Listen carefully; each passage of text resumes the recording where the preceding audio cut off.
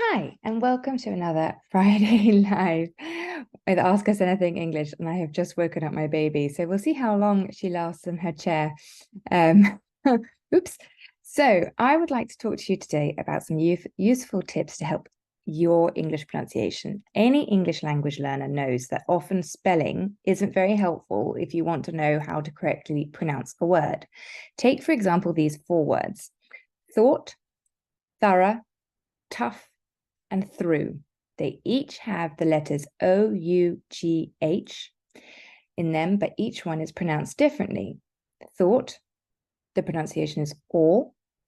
Thorough, the pronunciation is a. Tough, the pronunciation is uff.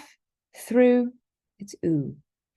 English spelling hasn't really changed much over the course of the years since Shakespeare and Chaucer, but how we pronounce the words has. That makes pronunciation really difficult for language learners. However, good pronunciation is not just about how the words and letters sound. It's equally important to pay attention to the intonation. That's how the tone of your voice changes during a sentence, going up and down. The stress, which words and syllables have more impact, more weight in the word or sentence.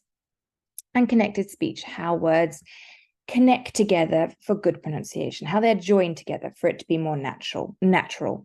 So those are extremely important, and please do not confuse them with your accent. Your accent is your identity, and that doesn't have that much of an impact on your pronunciation. Be sure to watch a fantastic YouTube done by one of my colleagues on how the perfect British accent doesn't exist, and I'll put the link below. Because in all English-speaking countries, there are many, many different types of accents. And there is no one perfect accent. And in fact, we love other non-native speakers speaking English because we love their accents in English. It's all part of the wonderful world of English.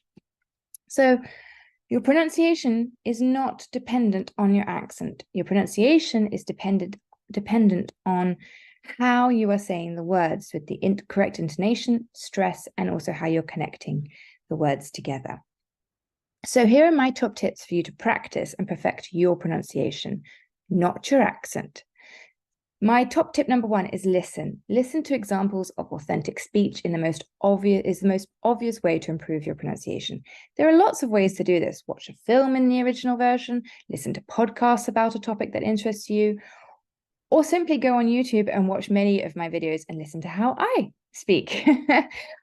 There's so much available to you to be listening in English that you can then start paying attention to the intonation and even start shadowing. What does shadowing mean? It means when you listen and then to a short sentence or phrase and then you repeat it afterwards, imitating the sounds, intonation, word stress, and noticing how your mouth and your tongue move when you speak.